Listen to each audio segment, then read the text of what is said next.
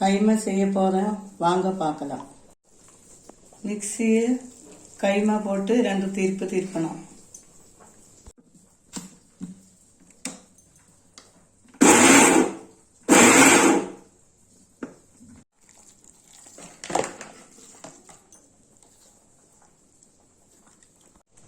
கைமாக்கு தேவையான மசாலா பொருட்கள் மிக்சியில் போட்டு அரைக்கவும். பச்சை மிளகா 1 பொடி, கருவேப்பிலை, கரம் மசாலா 1/2 ஸ்பூன், ஜீரகத்தூள் 1/2 ஸ்பூன், மஞ்சத்தூள் 1 ஸ்பூன், மல்லித்தூள் 2 ஸ்பூன், மிளகாத்தூள் 2 ஸ்பூன், தூள் 1 ஸ்பூன், சோம்புத்தூள் 1 ஸ்பூன், தேங்காய் காமூடி போடுவோம். பொட்டுக்கடலை 1 கை அளவு. இதெல்லாம் போட்டு மிக்சியில் அரைக்கவும்.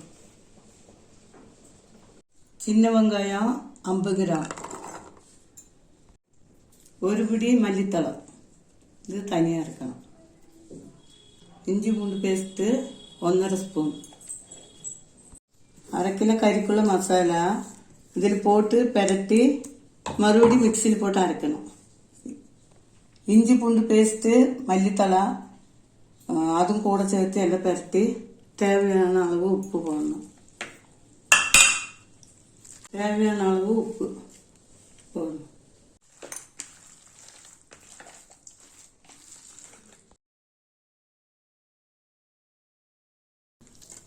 எல்லாம் மிக்ஸ் பண்ணி மிக்சியில் போட்டு அரைக்கவும்.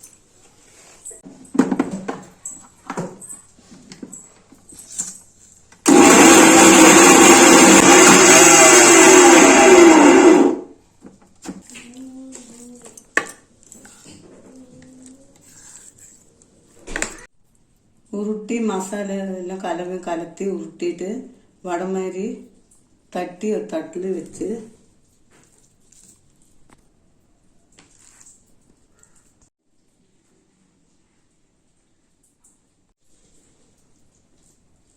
அடுப்பு பற்ற வச்சு ஒரு சீனச்சட்டி 100 கிராம் ஆயில் ஊற்றணும். 100 கிராம் தேங்காய்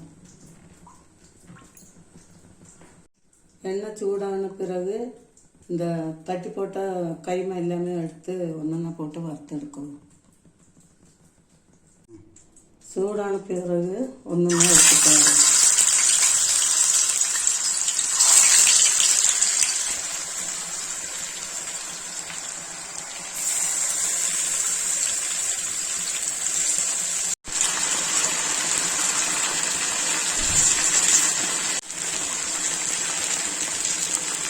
வெந்து வரும்போது ஸ்டவ்வை சிம்மில் கொஞ்சம் கம்மி பண்ணி ரொம்ப ஸ்பீடாக வைக்காம கறியாமல் வறுத்தெடுக்கணும். கைமா ரெடி ஆயிடுச்சு. நீங்களும் உங்கள் வீட்டிலையும் இதே மாதிரி செய்து பாருங்கள். சப்ஸ்கிரைப் பண்ணுங்க, ஷேர் பண்ணுங்க, பெல் ஐகான் கிளிக் பண்ணுங்க.